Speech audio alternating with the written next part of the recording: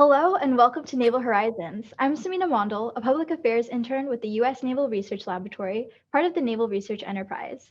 Today, it's my absolute pleasure to be joined by Dr. Ramon Flores, a STEM outreach coordinator and engineer at the Naval Surface Warfare Center, Port Hueneme Division for Port Hueneme, California. Thank you so much for joining us, Dr. Flores. My pleasure.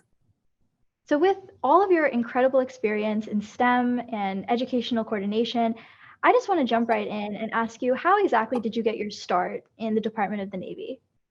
Well, it was actually happenstance. As an engineer fresh out of college, my dream job was to work in a company that make rocket engines. That was my whole interest in engineering from way back when I was a child. And just by good luck and circumstance, I happened to land at a job with a company called Rocketdyne, the Rocketdyne division. Their main claim to fame was they built the space shuttle main engines. So there I was, 22 years old, fresh engineer out of college, doing my dream job, doing rocket engine analysis. I used to joke, I'm a rocket scientist.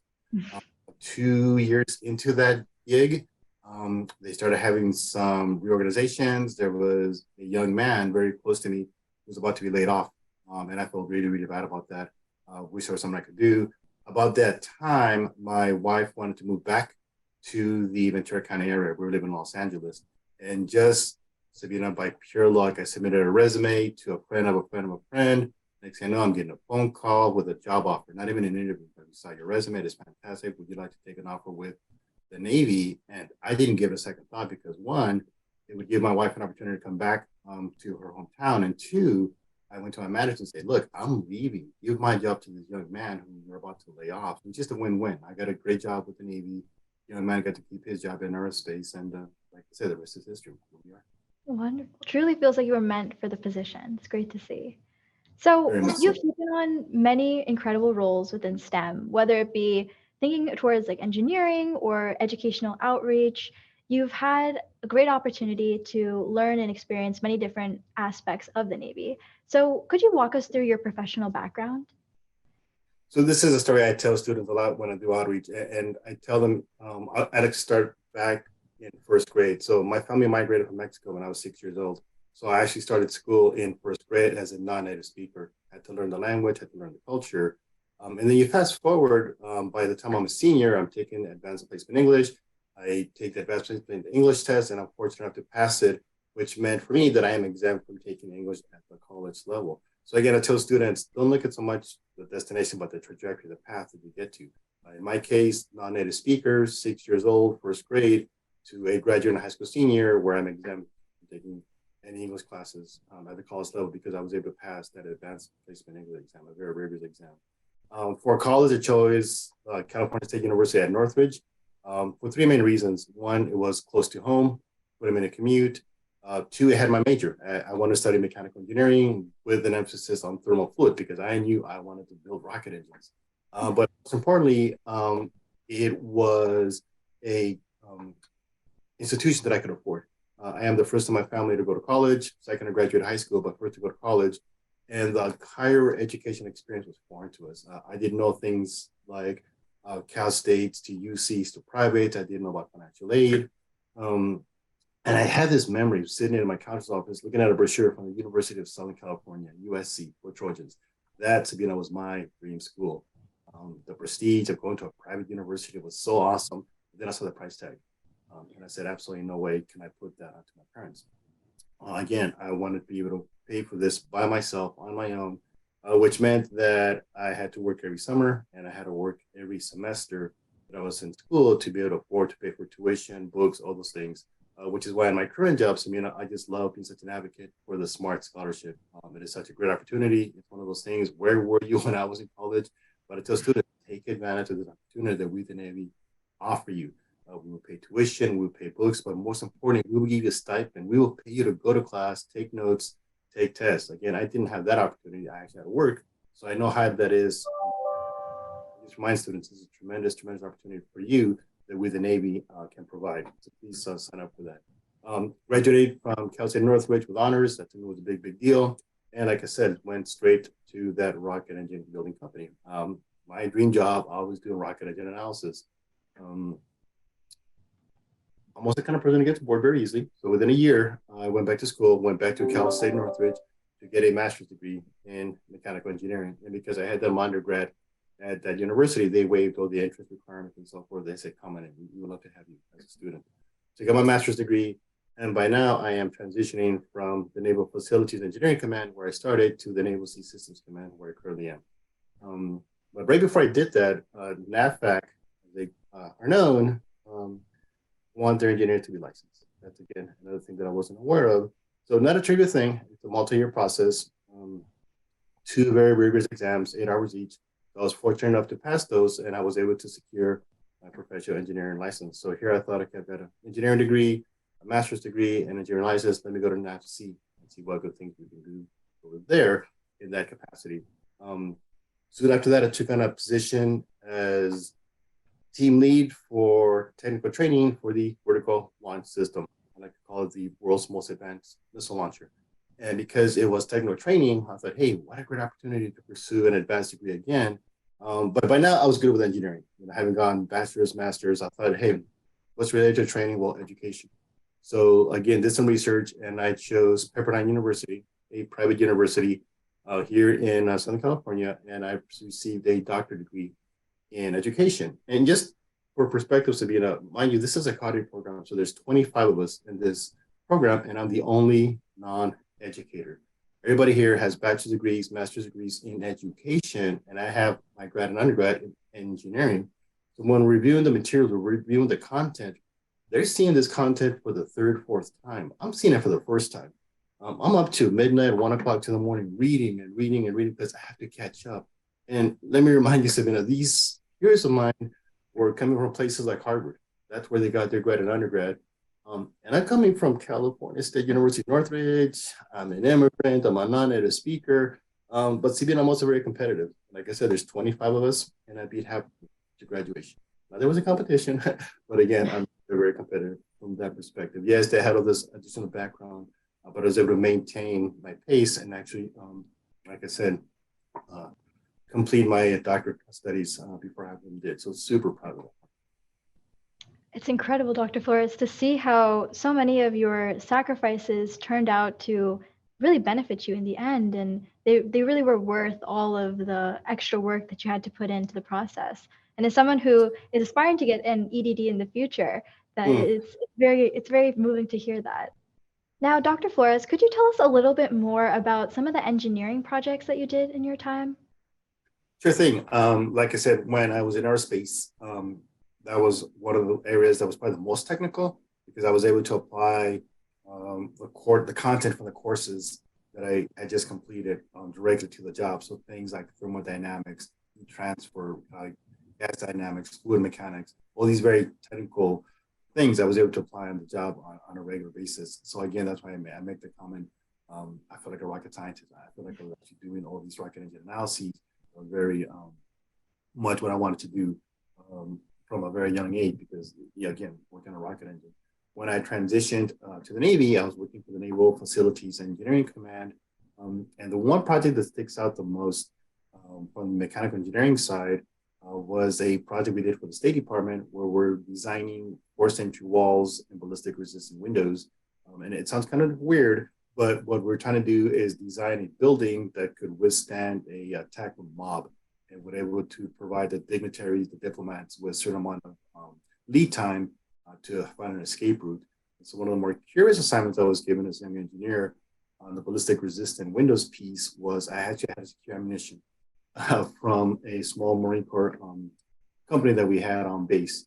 So imagine I'm coming up to these Marines saying, hey, I need to borrow some bullets and blah, blah, blah. And definitely a learning experience and the way to approach the audience. They were looking at me like I was crazy. I didn't realize there was a whole set of processes that I had to follow. But that actually got me going into this area of project management where I had to realize, okay, as I grow in my career, it's not so much I'm going to be the expert in a given field, whether it's mechanical engineering or whatnot, but I need to be the expert in the overall project. So project management became an area that I got very interested in. I became very comfortable with it. Again, those three main areas of budget, schedule, and requirements. The joke is you get 2 out of the 3. It works and it's on budget, but it's behind schedule, that kind of a thing. Those are traits that have taken me over, like I said, over the course of these 30 years. The other thing that's kind of curious and I've noticed is even though my background school-wise is in mechanical engineering, I've done electrical engineering, civil engineering, structures. I've done a ton of software engineering, and I even got into management. That, again, that's one of the paths on the engineering side. You're going to get promoted to move up. You eventually have to find your way into a management position. And it's so powerful to see how so many aspects of STEM are interconnected, especially through your journey. And thinking about your work, I know at NAVSEA it says it in the name, but how does what you do directly impact the Department of the Navy? So that's one of those things where it's the beauty of the jobs. Like I said earlier, I am able to execute a portfolio of STEM initiatives. And the one that has the most immediate impact is our internship programs. Again, I'm fortunate to run the Naval Research Enterprise Internship Program for college students, and then the SEAP, Science, Engineering, and Apprenticeship Program for high school students. And one of the data points that I'm very, very proud of is in the time that I've been the STEM coordinator, the last 6 years, through these two internship programs, we have been able to hire over 30 engineers and scientists as full-time staffers. Um, it's one of those interesting things because the students come to us at different grade levels, sophomores and above, all the way up to doctoral candidates. But in those instances where a student comes to me as a graduating senior, and then he or she has the security clearance, they're prime candidates for us to be able to make full-time offers. So last summer, for example, we had 6 students in that situation. We made all 6 full-time offers, and 5 of the 6 accepted our offers. Summer before that, we went 4 for 4. So this is something where I can point directly, look, the STEM work that we do has resulted in 30 hiring actions. I've got 30 scientists and engineers that are working on our missiles, launchers, radars, guns, and I geek out lasers because we have operational laser weapon systems in support of our sailors and Marines. So that is direct impact right there, direct benefit, direct correlation. Oftentimes, some managers say, well, what's the return on investment? I'm putting all this money in Seabridge. I'm putting all this money in SeaGlide, all these various initiatives that we have. What is my return on investment? And I can easily point over 30 engineers and scientists that we have hired as full-time staff as a direct result of the pipeline we built through STEM. And I'm sure, as you know, within the Navy, thinking in terms of education and engineering, everybody's working to communicate those cutting edge topics and those innovations. So it's wonderful to see that you've been involved with the Department of Defense, STEM outreach, and having that background and almost field myself and working through the Navy in a similar way. I was curious to know, how do you like to solve naval challenges through your skill sets? I'd like to say, as engineers, we get hired because we're problem solvers. Whether your background is mechanical engineering, electrical engineering, civil engineering, that part is a specialty. You're a problem solver. You have a very strong skill set in math and science, and you can apply that to almost any skill. So the way I see my biggest influence in the Navy is able to create that pipeline of providing my command, my work staff here with a highly educated workforce. Again, it's one of our strategic objectives, along with a couple other, more technical things. But having a highly skilled, technically competent workforce is the key thing. Without that, we can't accomplish anything. So to be able to have an opportunity to influence, not just bringing technical skilled people into my community, my workforce, but also what they look like, it is a huge, huge effort. Like I said, I'm blessed where I am in Ventura County. It is a very strong Hispanic population. We have one public university, one private university, 3 community colleges. They are all designated Hispanic serving institution, which means more than 25% of the student population is Latino. So that's a great starting point. Our K-12 school systems that I go into on the daily, they could be anywhere from 60% Hispanic to the most recent school district that I'm working with, the Santa Paula Unified School District, is 97% Hispanic. And they're right in our own backyard.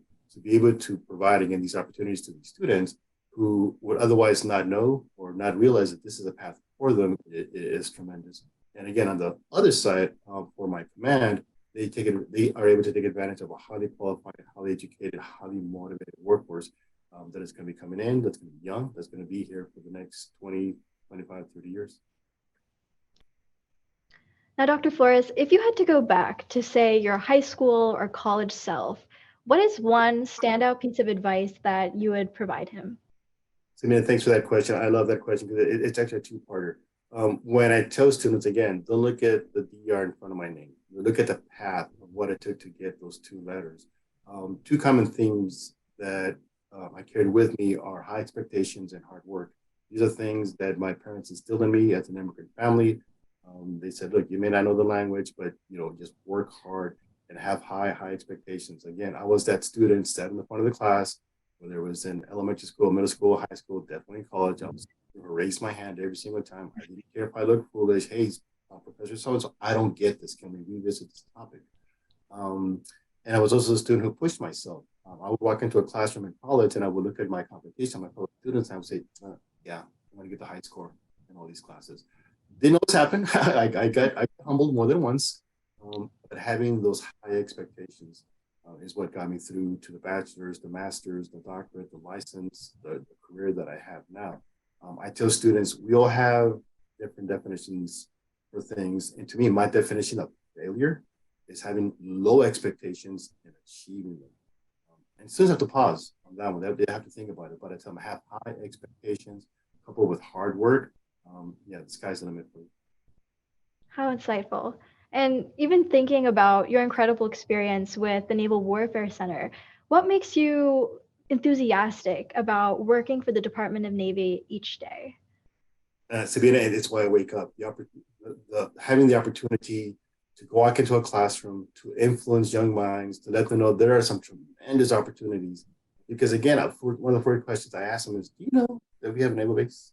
And the majority of the kids don't know that there's a naval base right around the corner. And then I follow up with the question, do you know we're the largest employer? And they still shake their heads. And it's not until I say, did you know that our annual operating budget is $1.1 billion with a B? And then they get their tip. And so the opportunities to share those with them and say, look, this is a path that's open to you. And I get to do that every single day. So, that is just, I can't even put words as to how satisfying that is and how gratifying that is to be able to share these opportunities with, again, the students in our community. Now, Dr. Flores, after this amazing conversation that we've shared today, is there anything that you'd like to provide our watchers at home? Just to let them know that the Navy has so many tremendous opportunities. Take advantage of them, whether it's signing up for our internship programs, signing up for our Smart Scholarship programs, or just knowing that we're here to provide great paying jobs. And again, the satisfaction of the work is amazing. Students, my interns tell me that they so appreciate that the work they're doing impacts directly those sailors and Marines. They can see that firsthand and they get tremendous gratification out of that. So I just let them know there's so many opportunities here. Just take advantage, call your STEM coordinators, call us with any questions, email us. I tell students, you're not bothering me. I get a little nervous when my phone doesn't ring or my inbox doesn't get filled up. Again, it's our day job with myself or my fellow STEM coordinators throughout the country. We'll have a passion. I see that in the conversations that I have with you. So just reach out to us, ask us any questions, ask us anything you want to know, because again, we have tremendous opportunities available to you through the Navy. Thank you for the wonderful conversation, Dr. Flores. I know I'm leaving here today so inspired by your story and feel so grateful to have the opportunity to speak with you. Absolutely, Sabina. Thank you for the opportunity to have this conversation with you. And thank you all at home for watching. Be sure to check in to future Naval Horizons episodes. And until next time, I'm Samina, and this is Naval Horizons.